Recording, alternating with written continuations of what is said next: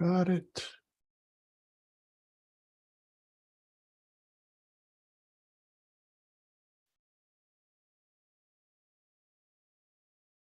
All right.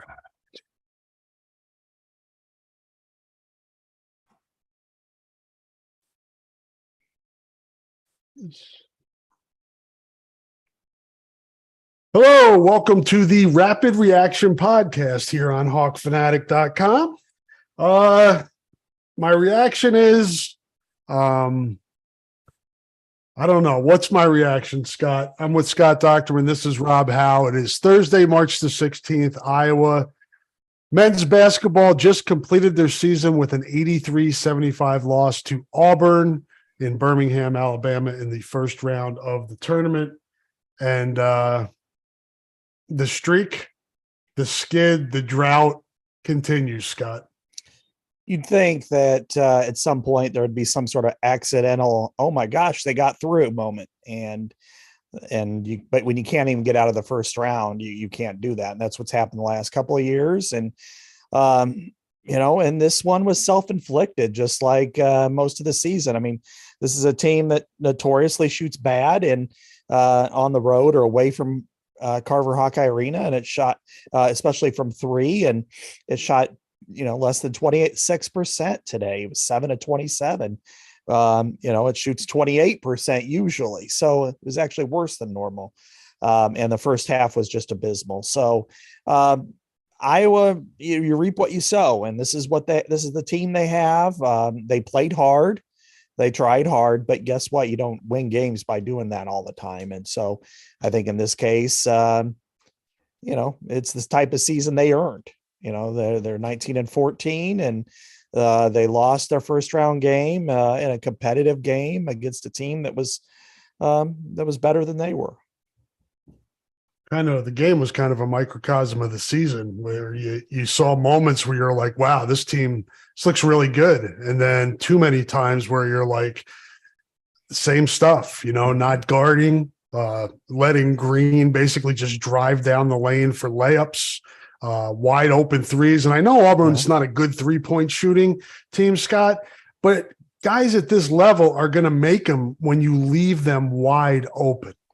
No kidding. And that's where they're at. And what, it was Donaldson's three-pointers, in the second half that really rocked them. And there were several times, I mean, they're down 17 when it was 58-41. I thought, okay, this joint's cashed, man, it's over. And then all of a sudden they cut it to 4 points.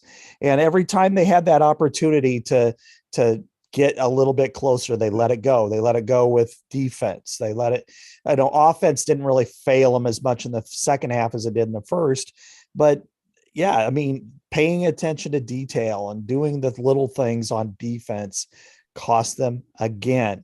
It's something it's 13 years in the making. It's something that's happened over and over and over again. And Iowa is stuck in this kind of basketball purgatory right now. And is it ever going to get out of it? No, it's not. It's going to stay the same. Next year, I don't see a real path for this team. When you talk about the people that they're losing, Chris Murray probably going to the NBA, Connor McCaffrey leaving. He been the glue for a long time. Philip Rebraca, yeah, they could go to the transfer portal and maybe they'll pull out a couple of guys, but do you really think they're going to go out and pull out difference makers? I don't know. And I don't necessarily mean to be negative here, but I just don't see a path to where, maybe in 2 years they can get back to this level. But again, we're talking now, Rob, 25 years since they went to the Sweet 16. This is a program that wanted to reach the next level then, let alone now. Yeah, Curse of the Bambino, the Billy Goat. I don't know what it is for Iowa. There's some type of curse here. Is it the Dr. Tom the curse that, the way he was showing the door? Who knows? I don't know what it is, but it just feels like the same movie over and over and over again. And you look, just today in the bracket where you look at the upsets and an opportunity for a team to be able to play a double digit seed in that second round. Iowa just has never had that, but it has had moments where it was a high seed in the tournament and didn't do itself any favors. This today for me, Scott, was more the way Iowa finished this season. That's why they were in this 8-9 game. You beat Nebraska at home and get the 2 seed in the tournament, win a game there and get to Saturday. You're not in this position. Right. Exactly. And that's been their position almost every time, since they started regularly going back to this level, that they've cost themselves through late season losses. I mean, you could call it what you want. In the past, there's been the Franuary fade, and, this year they were 2-5 down the stretch. That was really critical. I mean, going back to losing to Northwestern and Wisconsin, and then losing to Nebraska and Ohio State. I mean, you talk about, 3 out of those 4 teams didn't even make the NCAA tournament, and you're losing those games. And then Auburn is not a good team. Auburn's a capable team, but I'm watching him, especially in the first half from 3 going, this is not a good team. What are you doing here?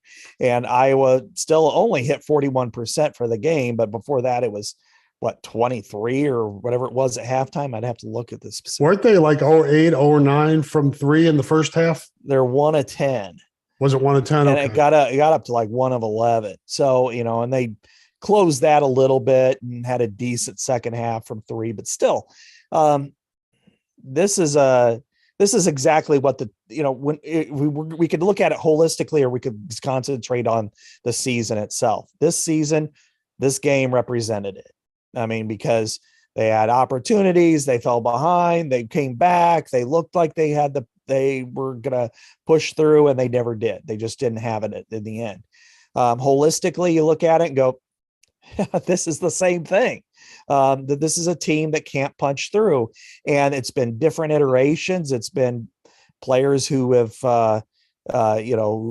people accused them of being soft. Remember that, with some of those teams, and then these teams, Rob, I just don't know how much, what's beneficial right now about the status of this program. How are you going to be able to bring people back again? We talk about with football. Football had its worst year in like 5 years. They were 8-5. Now, offensively, it was terrible, but with basketball right now, I mean, we're talking about a team that every year it's, we talked about with Dr. Tom, and they showed him the door.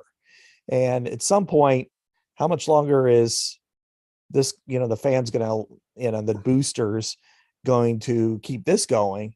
And how long does Fran want to keep it going too? Because, if it's perpetual for everybody, it's got to be even more so for him. And, but then again, it takes 2 to tango on that one. No question. Want to slip this in here. That support for the podcast comes from Systems Unlimited, celebrating 50 years of providing services to people living with disabilities and mental health needs throughout East Central Iowa. A list of their services and upcoming events can be found at SUI.org. That is SUI.org. Systems Unlimited, doing great work for over 50 years. Take a quick break here, hear from a few more sponsors, and be back on the other side.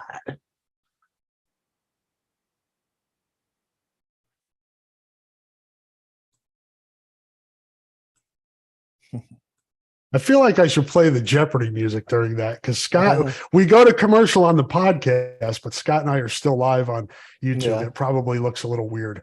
But this is the Rapid Reaction podcast, but it's also the Hawkeye Hotspot team after dark. So we've got a couple of things working here.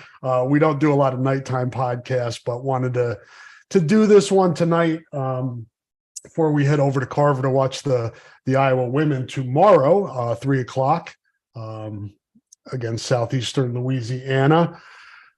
So just go back to your last point. It's always about expectations, right? Do you feel like Fran has taken the program as far as he can take it? I remember that was kind of the thought process with Lisa Bluter when Mhm. she kind of was, the program was kind of in a stagnant spot. This was a while ago Right. now, I remember. but she was able to build that back up and get here.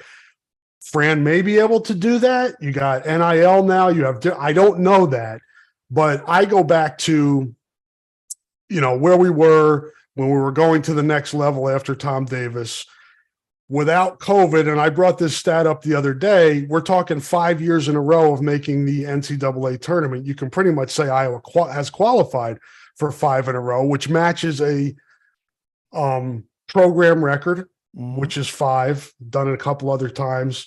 But really, whether it's fair or not to the guys that will be on next year's team or Fran, because he's not been here this whole time, it's just an 800-pound gorilla, Scott, this Sweet 16 drought. It's almost unbelievable that it's lasted this long, and it feels like a curse almost. With, we could go back through all the times in the last 25 years where it could have ended and it Mhm. hasn't. And this is just like another log on the fire today, because this was another chance to end it.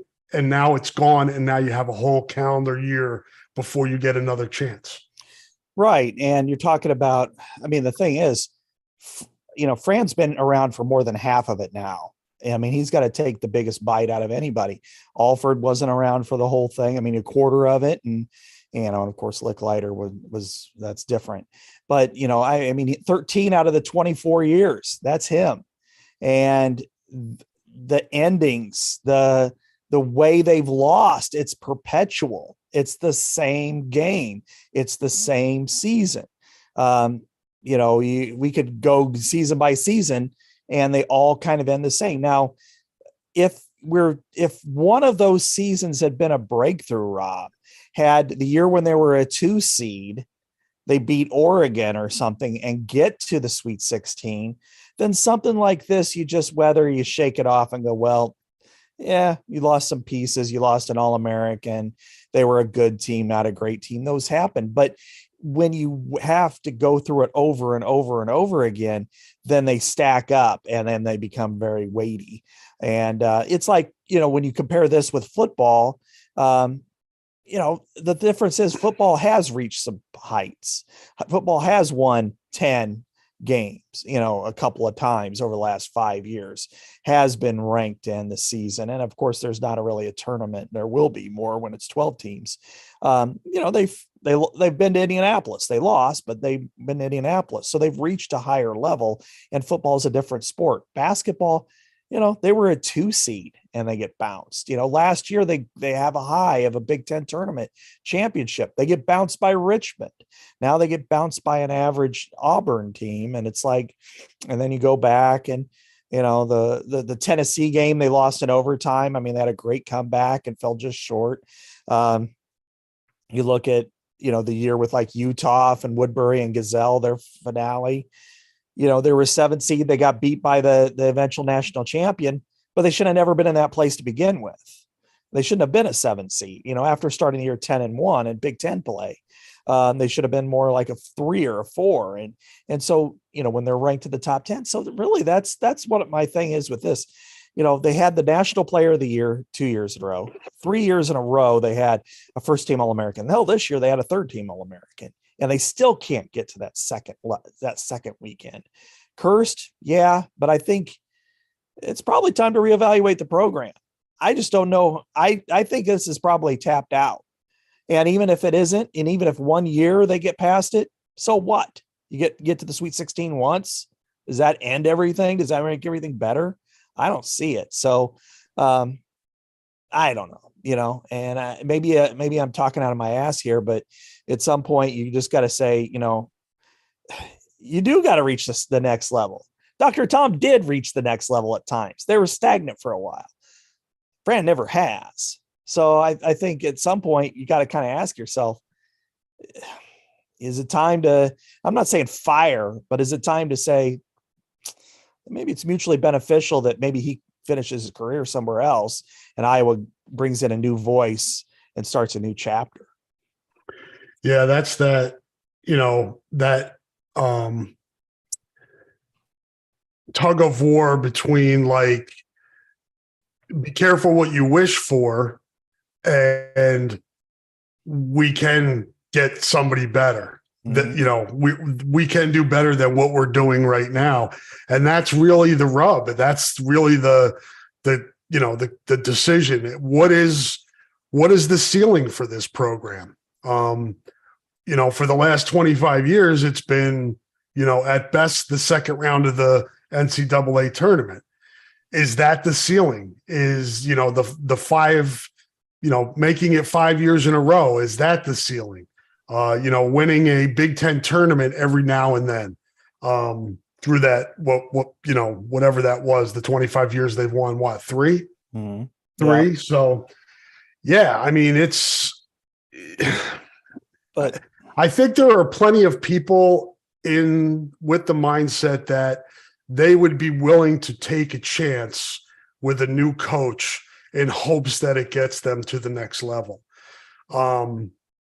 That's just not guaranteed. Just like it's not guaranteed that you won't, you know, it's just, you don't know. So it's a tough, this is one of the toughest spots to be in. It's like being an NFL team that just barely makes the playoffs, or is right. in that, you know, 500, a game under 500 in there. You're getting shitty draft picks. You're not, you know, it's almost like you worry about the apathy at this point.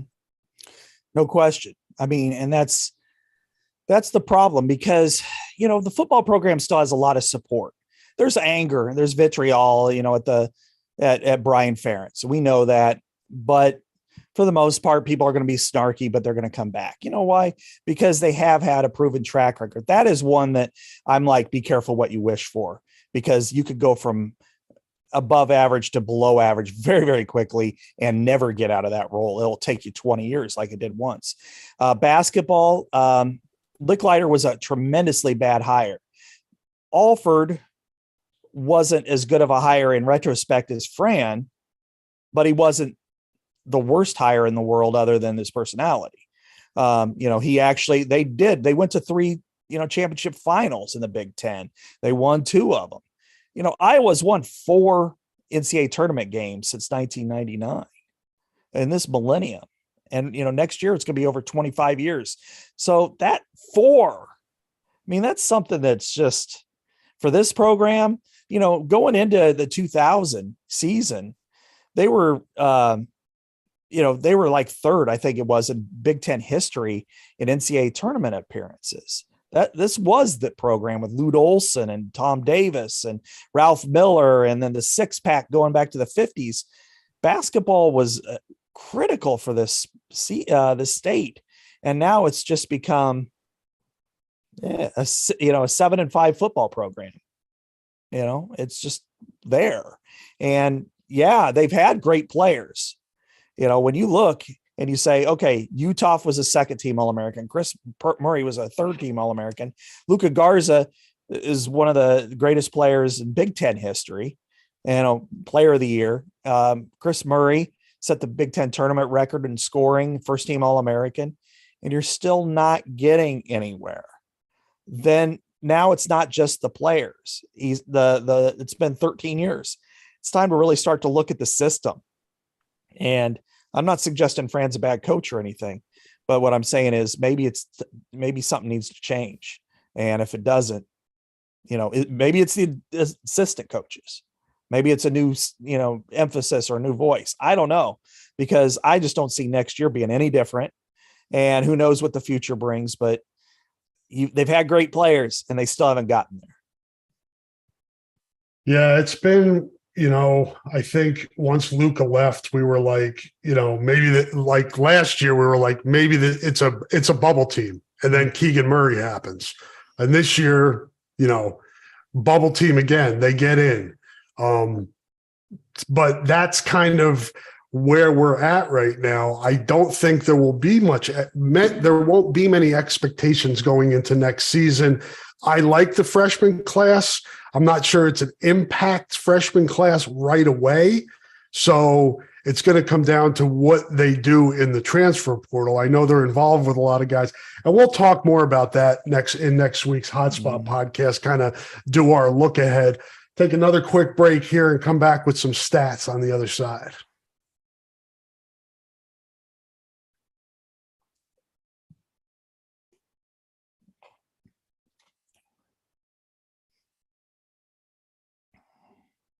All right, let's dive into some statistics here, Scott.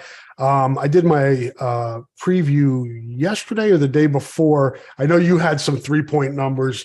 I had looked up in the 13 losses coming into this game. Iowa was shooting a little bit over 24%, I believe, somewhere in that range. And then the wins, the 19 wins, they were around 41%. Right. And today they shot closer, much closer. It wasn't even like if they would have just been in between those two numbers tonight, I think they would have had a pretty good chance. It was the really bad, awful, ugly shooting night again. Iowa finishes 7 of 27 from three. Just not good enough. Look at turnovers. Auburn had 10, Iowa 7. Points in the paint were even at 36. Iowa with 14-8 in second chance points.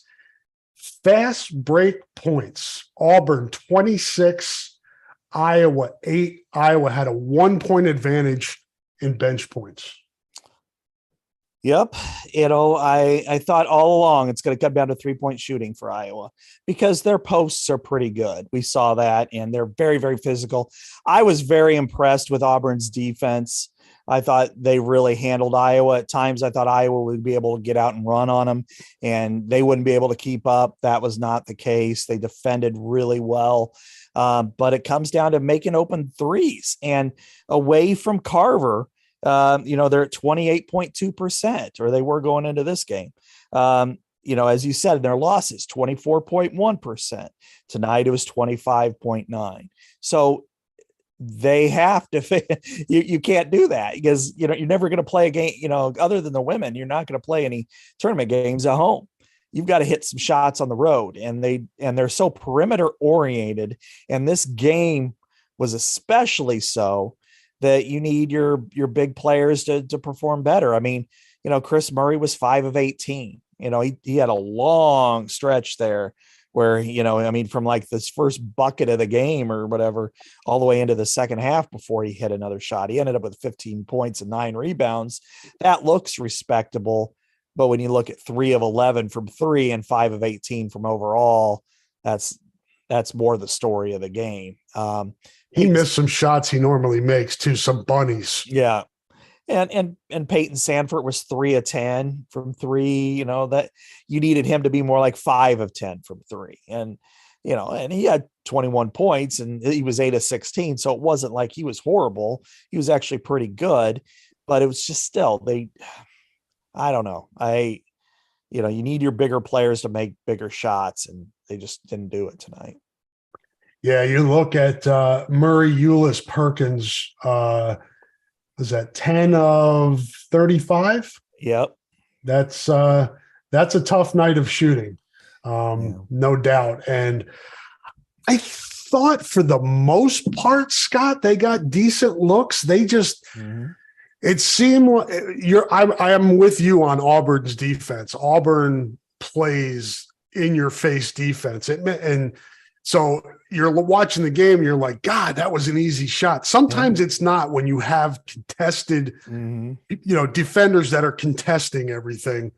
Whereas Iowa never got in a rhythm offensively. Defensively, Iowa allowed Auburn to get into a rhythm. Auburn got into a rhythm shooting. Not a good shooting team, but Iowa allowed it to get into a rhythm. Yeah, it sure did. And really a lot of it was, in the second half was a big deal. I mean, they shot 55% in the second half, and they were 7 of 13 from 3 in the second half. So, with the first half, they looked like crap. So did Iowa. Yep. And, and Iowa being down 5 points at halftime, I thought, okay, this is where Iowa's got its first half junk out of the way. It's going to come back. It's going to, move the ball in transition, get some fouls, get to the free throw line, do some damage there. Instead, again, they allowed 55% from the floor, almost 54% from three. And Auburn shot, 13 of 16 from the free throw line in the second half alone. Those are bad numbers, in your defense. You've got to do better than that. And that's just something that I think, overall it's just perpetual at this point. I mean, they were very, very disconnected in the zone. I thought the zone was really bad tonight and really didn't get much out of the press either. We talked about that on Monday, previewing the game. I thought they might be able to get their tempo and maybe some baskets off of that press. But once I saw Auburn dice that thing up a few times, I'm like, well, that's not going to work. Yeah, exactly. So it's just, overall, what do you, I guess there's not a whole lot more we could say about this game to break it all down. I mean, it's not surprising. It's something that I think that we're, I don't know. What do we think about this with the future? I mean, I know we're going to talk more future later and not really try to break it all down, but you're losing probably your three biggest pieces on offense. You've always got to be concerned about transfer portal now, and I wouldn't suggest that anything's going to happen there today or whatever. I mean, they may keep everybody for all I know, but you do have to be cognizant of it. And I don't know. I think that this program right now is probably at a crossroads, and if they want to double down on the same, that's fine. But I think doubling down and expecting different results might be a recipe that fans aren't good, and they're in apathy, as you said. That is a real concern, I think, right now with this program, because we've seen it this year to some extent, whereas the women are surging in popularity and in interest and attention. The men have kind of stagnated, and here we are. I mean, there's no doubt in my mind that Iowa needs probably at least one really good piece and probably 2 to 3 pieces in the portal. No question. Yeah. I mean, you talk about the guys coming in. I mean, Price Sanford's going to play probably right away, right? I mean, Freeman will play right away. And Freeman, on the inside, but to try to expect a big man to play right away. I mean, Rebraca to me was the MVP this year. He balled out. He was tough. He fought. I kind of wondered, all right, is he going to be able to handle this all year in the post, especially without somebody like Keegan Murray in there. And he played as well as I could have ever expected. And really in replacing Luka Garza, he's as good of a replacement as you'll ever have. But you're going to have to find somebody like him, and you're going to have to find another pure scorer. I mean, let's face it, it doesn't have to be a 2. It doesn't have to be a 3. It could be a 1. It could be whatever, but you got to have somebody who can put 20 on the board just about every night from the backcourt of the wing.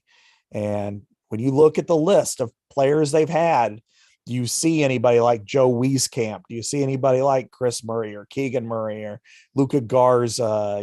Hell, even, I mean, I guess Jordan Bohannon, I think Peyton Sanford is kind of in that category, but I don't know. That's the tough thing. So they're going to have to go to the portal, and they're going to have to get to work. And do they have the people to make it happen? I don't know. I think the NIL it's been very active for the football program. I don't know how active it's going to be for the basketball program. Yep. We'll have to wait and see on that. I would imagine this next week we'll hear a lot of names. I've already seen some names out there that have been floated out on Twitter, but at this point it's like Joe Smith has heard from, and then you look and it's a list of like 50 schools and Iowa's in there. Mm-hmm. So it's going to take some sifting through here. Got to be mutual interest. And then, as Scott said, what kind of funds are there? Because that's obviously going to play a role. You're going to have to set a priority, and you're going to have to achieve it. And again, Iowa's had some pluses over the last few years, to be able to trot out there a lottery pick who's outstanding right now for the Sacramento Kings. A guy like Luka Garza, who is seventh or eighth in Big Ten scoring in history and player of the year. And then Chris Murray, who will be a first rounder this year. And, they've had some great players, and that's helped. But what seems to help the most? Winning in the tournament. And they're nowhere near that right now. We move on and we go for another year without a Sweet 16 to follow in terms of Iowa basketball. We'll see what happens in 23-24. That's going to be a wrap on this Rapid Reaction podcast. Scott and I will be back next week with the Hotspot podcast, and we'll talk more hoops then and kind of look a little bit more forward. Maybe we'll have some names coming through the transfer portal or guys that Iowa is interested in that are showing mutual interest. I'm sure there'll be plenty to talk about this spring as it pertains to Iowa men's basketball, and we'll certainly talk about wrestling and women's basketball next week as well, along with spring football kicking off, pro days on Monday. We'll have plenty to talk about next week. But until then, we appreciate you guys listening, and we'll talk to you next week. Say goodbye, Scott.